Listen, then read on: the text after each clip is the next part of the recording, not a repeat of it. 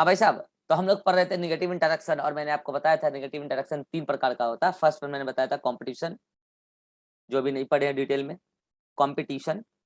And second one मैंने आपको बताया था अमेंसलिज्म, जो पढ़ चुके हैं।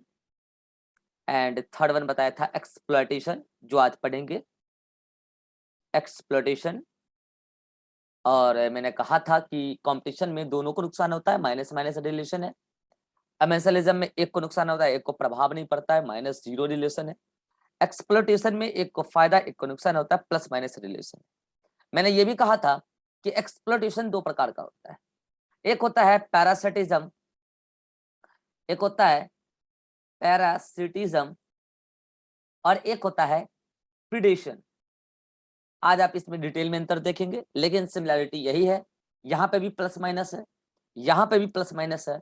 अंतर इस बात का है, यहाँ पर जो एक दूसरे को दूसरे से फायदा ले रहा है, वो उसको धीरे धीरे उससे फायदा लेगा, धीरे धीरे उसका शोषण करेगा। यहाँ जो दूसरे से फायदा ले रहा है, वो उसको डायरेक्ट किल करेगा, यहाँ कभी किल नहीं करेगा, डायरेक्ट किल कभी नहीं करते। यही अंतर है। आज की लेक्चर में हमें एक्सप्लॉयटेशन को ही डील करना है। तो now our today's topic exploitation. Exploitation में हमारा पहला टॉपिक जो आज हम पढ़ने वाले हैं, पैरासिटिज्म। पहले हम पढ़ेंगे पैरासिटिज्म, देन हम पढ़ेंगे प्रेडेशन। पैरासिटिज्म हिंदी में इसको कहते हैं परजीवी। आइए समझते हैं क्या होता है। मैंने पहले भी बोला है कि parasitism is also an negative interaction, जहां पर ए और बी स्पीशीज आपस में इंटरेक्ट कर रही है, एक को फायदा हो रहा है, दूसरे को नुकसान हो रहा है। पैरासिटिज्म के दौरान जिसको फायदा होता है, क्या कहा मैंने, जिसको फायदा होता है, हमारे इस एग्जांपल में ए को फायदा हो रहा है, जिसको फायदा होता है उसे पैरासाइट कहते हैं, उसे पैरासाइट कहते हैं। जो फायदा देता है, मतलब जिसका नुकसान हो रहा है, उसे हम होस्ट कहते हैं, उसे हम होस्ट कहते हैं। इसको मैं उल्टा करके भी कह सकता हूं। क्या बोला, स्टेटमेंट पहुंचना चाहिए। पैरासिटिज्म में जिसको फायदा होता है उसे हम पैरासाइट कहते हैं, जो फायदा देता है उसे हम होस्ट कहते हैं। उल्टा करके कह रहा हूं मैं। पैरासिटिज्म में जिसको नुकसान होता है उसको हम होस्ट कहते हैं, जो नुकसान करता है उसे हम पैरासाइट कहते हैं। कितनों को पल्ले पड़ गए, हाथ खड़ा करें। कितनों को पल्ले पड़ गए, हाथ खड़ा करें। उल्टा स्टेटमेंट फिर से कहता हूं, जिसको नुकसान होता है उसे हम होस्ट कहते हैं, जो नुकसान करता है उसे हम पैरासाइट कहते हैं। इन जनरल ऐसा देखने को मिला है, इन जनरल ऐसा देखने को मिला है, होस्ट की बॉडी साइज पैरासाइट के कंपैरिजन में बड़ी होती है। होस्ट की बॉडी साइज पैरासाइट के तुलना में बड़ी होती है। और इन जनरल ऐसा देखने को मिला है, पैरासाइट की बॉडी साइज होस्ट के कंपैरिजन में थोड़ी सी छोटी होती है, या काफी छोटी भी हो सकती है। एक मिनट रुकना। हाँ, तो इन जनरल पैरासाइट की बॉडी साइज छोटी होती है और होस्ट की बॉडी साइज बड़ी होती है। इन जनरल कहा है मैंने, मोस्टली केसेस में पैरासाइट की बॉडी स्मॉल और होस्ट की बॉडी लार्ज। और कौन किसको फायदा दे रहा है, फायदा होस्ट पैरासाइट को दे रहा है। यह फायदा किस किस तरीके से हो सकता है। इन जनरल, इन जनरल बोला है मैंने, हर जगह वर्ड यूज कर रहा हूं, इन जनरल। इन जनरल ये फायदा न्यूट्रिएंट का है, इन जनरल ये फायदा न्यूट्रिएंट का है। कभी कभी न्यूट्रिएंट के साथ रहने का जगह भी मिल जाता है, ये भी फायदा है, मतलब शेल्टर का है। इन जनरल ये फायदा न्यूट्रिएंट का है, कभी कभी रहने का जगह भी मिल जाता है, यह फायदा न्यूट्रिएंट प्लस शेल्टर का है। आइए देखते हैं कुछ एग्जाम्पल से बातें समझ में आएगी। उससे पहले मैं आपको 2 टर्म बताना चाहूंगा पैरासिटिज्म से रिलेटेड। यहां बात आई है पैरासाइट और होस्ट।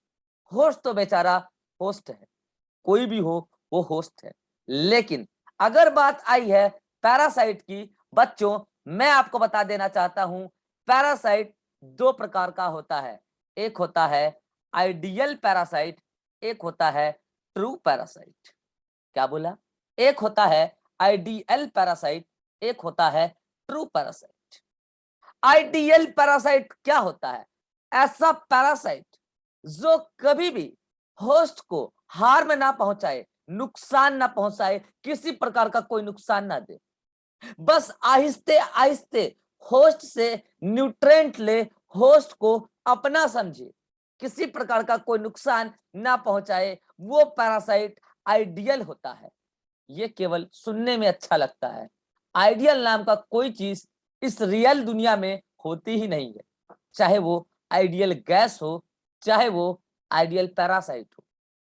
आम भाषा में मैं आपको बताता हूं, आइडियल वो होता है जो होता ही नहीं है। अरे ठीक है, आइडियल वो होता है जो होता ही नहीं है। ये तो बस हम और आप कंसेप्ट बनाते हैं, आइडियल आइडियल। अरे यार, वो पैरासाइट पैरासाइट ही क्या जो होस्ट को नुकसान ना पहुंचाए? वो पैरासाइट पैरासाइट ही क्या जो होस्ट को नुकसान ना पहुंचाए? इसका मतलब आइडियल पैरासाइट नाम का इस दुनिया में कोई चीज नहीं होता होगा। हम आप मानते हैं कि आइडियल पैरासाइट नाम का कोई चीज होता होगा। ठीक, तो फिर ट्रू पैरासाइट क्या होता है? ट्रू पैरासाइट वो पैरासाइट होता है जो होस्ट को नुकसान पहुंचाता है। वो नुकसान किसी भी तरीके से हो सकता है। होस्ट का बना बनाया खाना खाना होस्ट के लिए नुकसान है। होस्ट के घर में रह के उसकी जगह को ऑक्युपाई कर लेना होस्ट के लिए नुकसान है। होस्ट की खाना इतना खा लेना कि होस्ट को खाने पर लालच पड़े, उसको खुद खाने की कमी हो जाए, होस्ट मर जाएगी, यह होस्ट का नुकसान है। अगर ऐसा भी नहीं हुआ तो पता है, जो ट्रू पैरासाइट है होस्ट को कभी डायरेक्ट किल नहीं करती। सुनिएगा ध्यान से मैं क्या कह रहा हूं। ट्रू पैरासाइट भी होस्ट को कभी डायरेक्ट किल नहीं करती, मगर लगातार यूज करती है, और लगातार इतना यूज करती है, इतना यूज करती है, एक दिन होस्ट इतना कमजोर हो जाएगी कि उस पे कोई अनदर पैरासाइट आके अटैक कर देगी और वो मर जाएगी। ये होता है ट्रू पैरासाइट। ये बातें जो मैंने अभी बोला, ये बातें कई लोग आइडियल पैरासाइट में भी बताएंगे। देखिए भैया, आइडियल पैरासाइट का तो सिंपल फंडा ये है, no harm to, no harm to host. और आप यहां बोलेंगे harm to the host, harm to the host, but ये फंडा हमेशा ध्यान रखना, never kill host, never kill host. Host को कभी मारती नहीं है, केवल नुकसान ही पहुंचाती है। हाँ, यह हो सकता है कि वो नुकसान इतने लंबे समय तक चले कि एक दिन होस्ट खुद अपनी कमजोरी से मर जाए, इतना कमजोर कि कोई दूसरा पैरासाइट भी आ गया उसके पास, और अब वो होस्ट इतनी कमजोर हो गई थी कि खुद मर गई, खुद अपना शरीर को त्याग दी कमजोरी से, उसकी न्यूट्रिएंट को पैरासाइट ने इतना छीन लिया। तो ये पैरासाइट दो प्रकार के, आइडियल और ट्रू। आइडियल नाम का कोई पैरासाइट नहीं होता, ट्रू पैरासाइट होता है। अब मैं आपको एक बात याद कर दिलाता हूं। आज आप यहां देख रहे हैं कि ये पैरासिटिज्म प्लस और माइनस का रिलेशन है। आपको मैं लेकर चलता हूं previous to previous class, commensalism, कुछ याद आ रहा है? आपको मैं लेके चलता हूं कमेंसलिज्म, कमेंसलिज्म। वहां पर रिश्ता कैसा था ए और बी के बीच में? सुनना, मैं एनसीईआरटी की कुछ लाइन को एक्सप्लेन करने के लिए मैं आपको कमेंसलिज्म पे लेके गया हूं। वहां पर रिश्ता कैसा था? प्लस और जीरो का। याद आ रहा है? और मैंने आपको कहा था कि एक कमेंसलिज्म जो रिश्ता आज आपको दिख रहा है, ये एक्चुअल में पैरासिटिज्म का इवोल्यूशन है। हेलो, ये एक्चुअल में पैरासिटिज्म का इवोल्यूशन है। During the course of evolution host को ऐसा लगा, यार ये पैरासाइट हमें हमारा शोषण करती है, नहीं, ये नहीं चलने देंगे, हम बदलाव लाएंगे। होस्ट ने बदलाव लाया। बात को पकड़ेगा ध्यान से मैं क्या कह रहा हूं। होस्ट ने अपने अंदर कुछ बदलाव लाया। हो सकता है वो बदलाव स्ट्रक्चरल हो सकता है वो बदलाव फंक्शनल हो सकता है दोनों। किसी प्रकार का बदलाव लाया। पैरासाइट को भी पता चल गया, हम तो इसके बिना नहीं रह सकते, हम तो ऐसे हैं जो अपना कुछ करना जानते ही नहीं है। अगर आज होस्ट ने बदलाव लाया है, चाहे स्ट्रक्चर लाया हो, चाहे फंक्शनल बदलाव हो या दोनों हो, हम भी उसी अकॉर्डिंग बदलाव लाएंगे, हम भी उसी अकॉर्डिंग बदलाव लाएंगे। इसका मतलब हम को इवॉल्व हो जाएंगे। अगर वो बदलेगी हम भी बदल जाएंगे, बदलना ही इवोल्यूशन है। अगर पैरासाइट ऐसा करने में कामयाब रह गया कि वो होस्ट के अकॉर्डिंग अपने आप को इवॉल्व करे, यकीन मानना ये पैरासिटिज्म खत्म नहीं होगा, पैरासिटिज्म चलता रहेगा।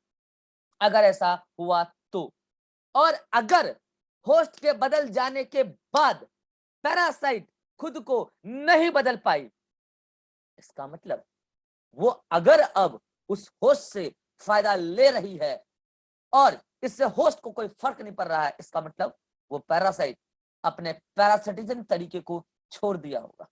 हो सकता है कि उस पैरासाइट का एक्सक्रीटा यूज करने लगा होगा, रिश्ता कमेंसलिज्म। हो सकता है वो कहीं जाकर ऐसे ऑर्गेनिज्म के साथ रिश्ता बनाया होगा। यार ये कभी कभी मीटिंग अपने आप बीच में कैसे खत्म हो जाती है यार, फ्लो टूट दिया। कोई बात नहीं है, कोई बात नहीं। तो मैं आपको बता रहा था पैरासिटिज्म का ही मॉडिफिकेशन कमेंसलिज्म है। मैं इस पूरी कहानी से आपको यह शिक्षा देना चाहता हूं, अगर पैरासिटिज्म के दौरान होस्ट ने अपने अंदर बदलाव लाया, पैरासाइट भी उसी अकॉर्डिंग बदलाव लाया, तो ये पैरासिटिज्म बरकरार रहेगा। और अगर होस्ट इस बदलाव को लाने में असफल रहा तो वो रिश्ता कमेंसलिज्म में बदल जाएगा। जहां होस्ट को अब कोई नुकसान नहीं रहा तो वो होस्ट रहा ही नहीं, और जो पैरासाइट है वो पैरासाइट रहा ही नहीं, वो तो कमेंसल बन जाएगा। हेलो, आपकी एनसीईआरटी पैरासिटिज्म जब पढ़ा रही है, इसका मतलब वो आपको ये बता रही है कि जब जब होस्ट में बदलाव आएगा तब तब पैरासाइट में बदलाव आएगा। बदलाव तो कई प्रकार के हैं, स्ट्रक्चरल भी हैं, फंक्शनल भी हैं, उसमें भी कई प्रकार के हैं। एनसीईआरटी आपको 4 प्रकार के बदलाव बताना चाहती है, जो बदलाव होस्ट नहीं पैरासाइट में आया है। होस्ट कैसे बदला, उसके बदले में, उसके बदलने पर पैरासाइट ने अपने अंदर किस किस प्रकार का बदलाव लाया इस पैरासिटिज्म को मेंटेन करने के लिए। मतलब वो होस्ट को होस्ट बनाए रखने के लिए 4 बदलाव एनसीईआरटी ने डिस्कस किया है। फर्स्ट वन, अननेसेसरी स्ट्रक्चर का खत्म हो जाना, डीजेनरेशन ऑफ अननेसेसरी ऑर्गन, जैसे sense organ.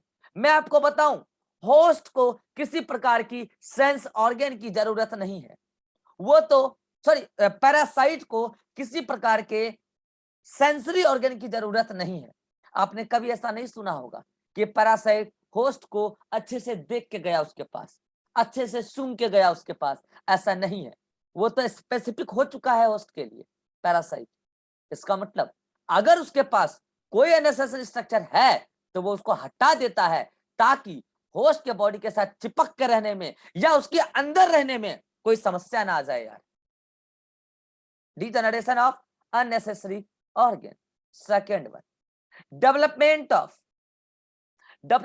Of hooks, sucker etcetera, ऐसे स्ट्रक्चर जो इस पैरासाइट को होस्ट की बॉडी के अंदर क्लिंग करने में, CLING क्लिंग, मतलब होस्ट के बॉडी में स्टे करने में, होस्ट के बॉडी को पकड़ के रहने में हेल्प करे, ऐसे स्ट्रक्चर को डेवलप करा लेना। ये एक पैरासाइट का पहचान है। अगर उसे होस्ट के अंदर रहना है तो ऐसे स्ट्रक्चर डेवलप करा ले, आज ही करा ले। तीसरा, डीजेनरेशन ऑफ डाइजेस्टिव सिस्टम। अरे यार, मैंने अभी आपको बताया पैरासाइट होस्ट से कैसा फायदा लेता है, न्यूट्रिएंट का, कभी कभी शेल्टर का भी। मतलब न्यूट्रिएंट का फायदा तो लेगा ही लेगा, होस्ट उसको पचाया खाना देगा। क्या जरूरत है पैरासाइट को डाइजेस्टिव सिस्टम रखने की यार, बेवजह एनर्जी खर्चा क्यों करें हम, जब हमें पचाया खाना मिल रहा है तो हम डाइजेस्टिव सिस्टम रख के उसको चलाने में अपना एनर्जी खर्चा क्यों करें। Degeneration of digestive system. चौथा, हाई रिप्रोडक्टिव रेट। इस पे थोड़ा प्रकाश डालें। कह रहे हैं टॉर्च नहीं है, कोई बात नहीं, मैं व्हाइट बोर्ड पर पढ़ा रहा हूं, प्रकाश डालिए रिप्रोडक्टिव रेट पर। क्या कह रहा हूं मैं कह रहा हूं पैरासाइट अपनी रिप्रोडक्टिव सिस्टम को सबसे ज्यादा कॉम्प्लेक्स कर लेगी as compare to other system. Hello, मैं ये कतई नहीं कह रहा हूं कि पैरासाइट अपने रिप्रोडक्टिव सिस्टम को होस्ट के तुलना में कॉम्प्लेक्स कर लेगी, अरे ना, मैं तो ये कह रहा हूं कि पैरासाइट अपने बॉडी के अंदर बाकी के अदर सिस्टम के कंपैरिजन में रिप्रोडक्टिव सिस्टम को कॉम्प्लेक्स कर लेगी, क्योंकि वो अपने रिप्रोडक्टिव रेट को बढ़ा लेना चाहती है। क्योंकि पैरासाइट को ये पता है जिस दिन होस्ट को ये एहसास हो जाएगा मैं उसका शोषण कर रहा हूं, उस दिन होस्ट अपने अंदर चेंजेस लाएंगे और हो सकता है हम लोग मारे जाएंगे। अगर हमारे बहुत नंबर रहेंगे तो हमारे कुछ मेंबर कमेंसल बन जाएंगे, कमेंसलिज्म में चले जाएंगे, और कुछ जो ऐसा नहीं कर पाएंगे मर जाएंगे। तो ज्यादा पॉपुलेशन तो कमेंसलिज्म में बदलने की प्रोबेबिलिटी ज्यादा।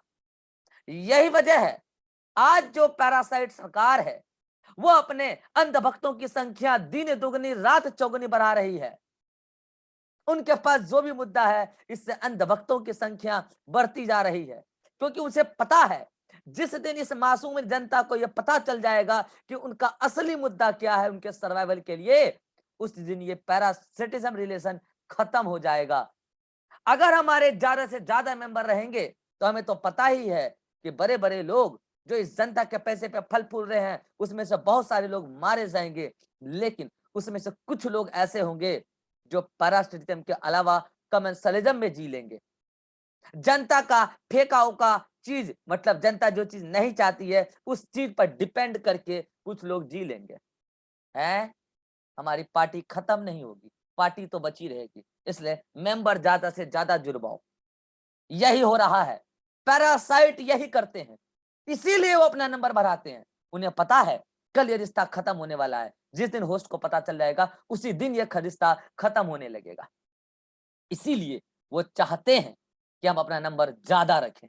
कल हमें हमें अगर नहीं बदल पाए तो हमें जीने का तो मौका मिले कम से कम। हम रिश्ता बदल लेंगे लेकिन जीना चाहते हैं। ये कौन कहता है? पैरासाइट कहता है। ये 4 प्रकार के चेंजेस आपकी एनसीईआरटी आपको बताना चाहती। कौन कौन मुझे कहना चाहेगा, बताना चाहेगा कि इन 4 चेंजेस में कितने स्ट्रक्चरल चेंज हैं और कितने फंक्शनल चेंज हैं? कौन बताना चाहेगा? कितने स्ट्रक्चरल चेंज हैं, कितने फंक्शनल चेंज? अरे यार, 3 स्ट्रक्चरल चेंज, एक functional change. Structure, structure, structure, function, function. अरे ऑर्गेन वही है रिप्रोडक्शन का, बस उसके फंक्शन को कॉम्प्लेक्स कर दिया, रेट बढ़ाया है बस। यहां तो एक ऑर्गेन जो होता है अननेसेसरी उसको खत्म करना स्ट्रक्चरल चेंज, नए ऑर्गेन डेवलप करना structural change, digestive system organ से बना होता है उसको खत्म करना स्ट्रक्चरल चेंज। तो ये है एक पैरासिटिज्म की पहचान। इसका मतलब पैरासिटिज्म में पैरासाइट होस्ट के लिए स्पेसिफिक होता है। हेलो, क्या कह रहा हूं मैं? पैरासाइट होस्ट के लिए स्पेसिफिक होता है, तभी तो वो कोई इवॉल्व करता है। और अगर वो, मैं आपको ये भी बता दूं, कई सारे ऐसे भी होस्ट हैं जो कई सारे ऐसे भी पैरासाइट हैं जो होस्ट स्पेसिफिक नहीं है। मैं आपको एक बात बता दूं, ऐसे पैरासाइट का सर्वाइवल रेट ज्यादा होगा क्योंकि वो कई सारी होस्ट को यूज कर सकती है। तो अच्छा बात है यार, अगर आप पैरासाइट ही बन के जीना चाहते हो तो कई सारे होस्ट पर जीने की टेंडेंसी रखो। इसका मतलब आप होस्ट स्पेसिफिक नहीं, तो आप पैरासाइट ज्यादा लंबे समय तक बने रह सकते हो। यह है पैरासाइट की इंट्रोडक्शन। नाउ समय आ चुका है मैं एक एक करके पैरासाइट की हर एक एग्जाम्पल को डिस्कस करूं। कई सारे टाइप्स हैं, आइए एक एक करके मैं सभी टाइप्स को डिस्कस करूं। पहला, एंडो पैरासाइट। क्या बोला? Endo parasite. कई प्रकार के पैरासाइट हैं, एंडो पैरासाइट। दूसरा, ecto zoo parasite, ecto zoo parasite. तीसरा एक्टो फाइटो पैरासाइट।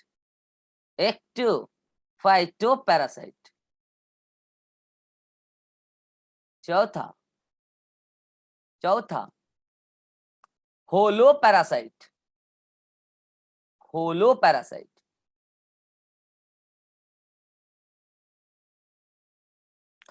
पांचवा hemi parasite. Hemi parasite. Next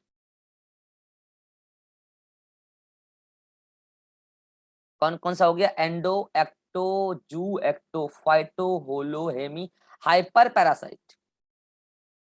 hyper parasite. और एक बताऊंगा ब्रूड पैरासाइट। ब्रूड पैरासाइट एक एक करके डिस्कस करूं। आई इसमें से कुछ एनसीईआरटी में है तो कुछ नहीं है, कोई बात नहीं, हम सब पढ़ेंगे, कुछ भी आ सकता है। एंडो मतलब अंदर, पैरासाइट अभी बताया जो होस्ट पर डिपेंडेंट होता है। यहां कुछ एग्जांपल मैं आपको ऐसे बता रहा हूं जो पैरासाइट होस्ट के बॉडी के अंदर रहेगा। कहां? होस्ट के अंदर रहेगा, बॉडी के अंदर रहेगा, ऐसा पैरासाइट एंडो पैरासाइट कहलाएगा। एग्जांपल बताओ, एग्जांपल ले लो। आपको पता है आपकी इंटेस्टाइन मतलब ह्यूमन इंटेस्टाइन, आपकी इंटेस्टाइन के अंदर बहुत सारे ऐसे पैरासाइट रहते हैं जो आपके इंटेस्टाइन से पचा पचाया खाना खाते हैं। हेलो, आपके इंटेस्टाइन से पचा पचाया खाना खाते हैं और शेल्टर भी लेते हैं, रहने का जगह भी लेते हैं। आप तो वो खाना पचाए थे खुद के लिए और खा गया वो पैरासाइट। कौन है ऐसा?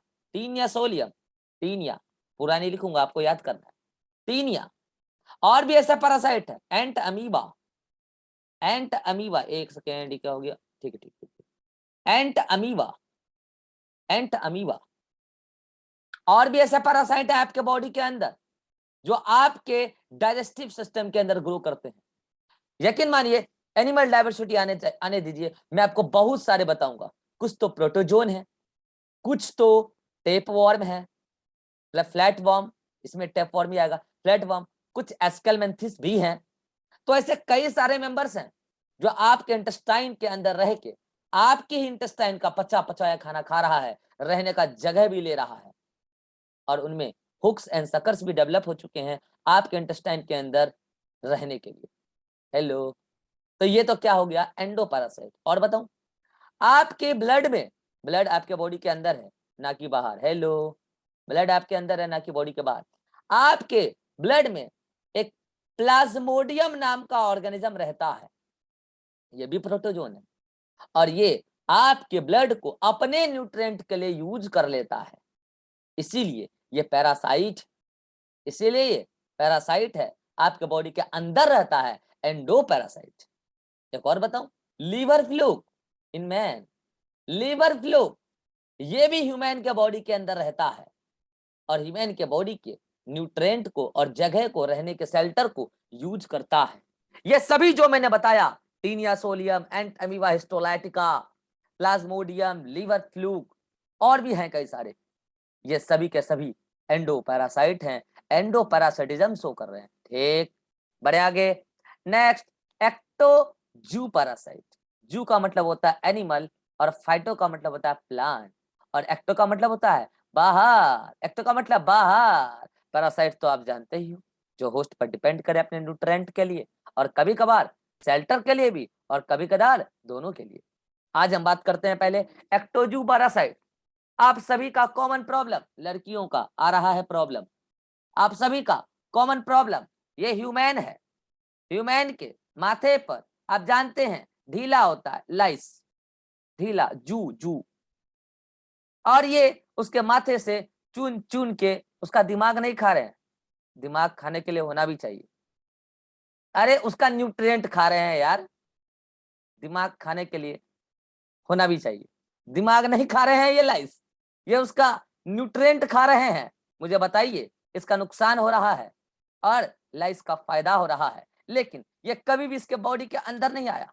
कभी भी ये लड़की जाके मम्मी को ये नहीं बोली, मम्मी आज मेरा माथा फाड़ो और इसके अंदर मौजूद जू को निकाल दो। नहीं नहीं नहीं, वो तो हमेशा जाके ये कहती है, मम्मी देखो तो सर पे जू है, हटा दो। और वो जू माथा नहीं खा, आपका दिमाग नहीं खा रहा था, वो है ही नहीं भाई। तो क्या है, क्या खा रहा है, वो खा रहा है वहां का। क्योंकि अगर आप ये मान रहे हैं कि वो हमारा माथा खा रहा है, वो हमारा दिमाग खा रहा है, तो पहली बात तो यही मानना ही गलत है। यही तो साबित हो रहा है कि आपका दिमाग नहीं है। तो वो क्या खा रहा था, वो खा रहा था न्यूट्रिएंट। अब बोलेंगे सर हमारे बॉडी का बाहर कौन सा न्यूट्रिएंट, अरे वहां के मौजूद स्किन सेल, उससे छिन छिन के न्यूट्रिएंट खा रहा था। हेयर फॉलिकल्स वहां पे ग्रो करते हैं, उसको न्यूट्रिएंट चाहिए था, उसका न्यूट्रिएंट खा रहा था, इसीलिए आपके हेयर फॉलिकल सेल्स को न्यूट्रिएंट नहीं मिल पाया और बाल झड़ने लग गई, गिरने लग गई। इसका मतलब ये एग्जांपल एक्टोपैरासाइट, एक्टोजू पैरासाइट का है, जहां पैरासाइट भी एनिमल और ये भी एनिमल। आप तो जू वर्ड लगाओगे पैरासाइट को देख के, ये एनिमल है मतलब एक्टोजू पैरासाइट है, एंडो नहीं, एंडो नहीं। ठीक है, नेक्स्ट और भी बताऊं। आप जानते हैं डॉग हो या काव हो या राइनोसोर हो, इन सब के बॉडी के ऊपर टिक बैठ जाता है, बताया था ये एक इंसेक्ट है, हेलो। और ये इसका बॉडी का खून चूसता है, क्या चूसता है, खून, लेकिन बॉडी के बाहर रह के एक्टो जू पैरासाइट है। अरे हेलो। आप जानते हैं कौ के बॉडी के सरफेस पर एक भयानक ऑर्गन बैठ जाता है जिसका नाम है लीच, सुना है कभी। और लीच उसका हाई अमाउंट में खून चूस लेता है। कौ को नुकसान, relation plus minus plus minus plus minus plus minus plus minus plus minus, ये रिश्ता क्या कहलाता है, पैरासिटिज्म कहलाता है। बट एक्टो एंडो क्यों बोला, बॉडी के बाहर या अंदर। आप मेरी एक बात गौर नहीं कर पा रहे हैं, यहाँ पे हर पैरासाइट साइज में बड़ा है, ह्यूमन इस सारे छोटे ऑर्गन से बड़ा। ह्यूमन का ब्लड जिस ब्लड वेसल्स में बह रहा है, ह्यूमन का बॉडी साइज इस प्लाज्मोडियम से बड़ा। ह्यूमन का बॉडी साइज इस लिवर फ्लूक से बड़ा। ह्यूमन का बॉडी साइज इस लाइस से बड़ा। डॉग का साइज इस टिक से बड़ा। काउ का साइज इस लीच से बड़ा। मैंने कहा ना, इन जनरल आपको बॉडी सरफेस, बॉडी एरिया मतलब बॉडी साइज, पैरासिटिज्म की, पैरासिटिज्म में पैरासाइट की छोटी, होस्ट की बड़ी। नेक्स्ट हम बात करते हैं एक्टोफाइटोपैरासाइट। आपने कैक्टस का नाम सुना होगा, हेलो, कैक्टस का नाम सुना होगा। आप जानते होंगे कि ये हेज प्लांट पर, हेज प्लांट के स्टेम पर ग्रो करता है और ये इसके साथ न्यूट्रिशनल रिलेशन बनाता है। न्यूट्रिशनल रिलेशन, क्या बोला, न्यूट्रिशनल रिलेशन कैक्टस की खास स्पीशीज हेज प्लांट के साथ रहती है। क्यों रहती है, during the course of evolution इसकी क्लोरोफिल एंड लीफ दोनों ही डिजेनरेट हो गई। पहले तो क्लोरोफिल, बाद में लीफ भी खत्म। अब भाई साहब ये न्यूट्रिएंट लाए तो कहां से लाए, तो ये टोटली अपने न्यूट्रिएंट के लिए, वर्ड गॉड का नाम है, क्या कह रहा हूं, ये टोटली अपने न्यूट्रिएंट के लिए इस हेज प्लांट के स्टेम पर डिपेंड कर गया। इसका मतलब कैक्टस यहाँ पर टोटल स्टेम पैरासाइट है, क्या बोला, टोटल स्टेम पैरासाइट अपने न्यूट्रिएंट के लिए टोटली हेज प्लांट के स्टेम पर डिपेंड कर रहा है। इसका मतलब यहां पर एक प्लांट एज अ पैरासाइट दूसरे प्लांट के बॉडी के सरफेस पर, बॉडी के बाहर न्यूट्रिशन लेने के लिए बैठा हुआ है। इस रिश्ते को हम कहते हैं एक्टोफाइटो पैरासाइट। 3 रिलेशन और बच गया, 4 रिलेशन और बच गया, मेरे पास समय है 3 मिनट का। कोई बात नहीं, आप यहां तक जल्दी से देखो, फिर हम आगे बढ़ाते हैं मामला। स्क्रीनशॉट लेना ले लो जल्दी से, जल्दी से यहां तक लेना ले लो, अगले मीटिंग में मामला बढ़ाते हैं आगे। अभी डाउट कोई नहीं, अगले मीटिंग में डाउट।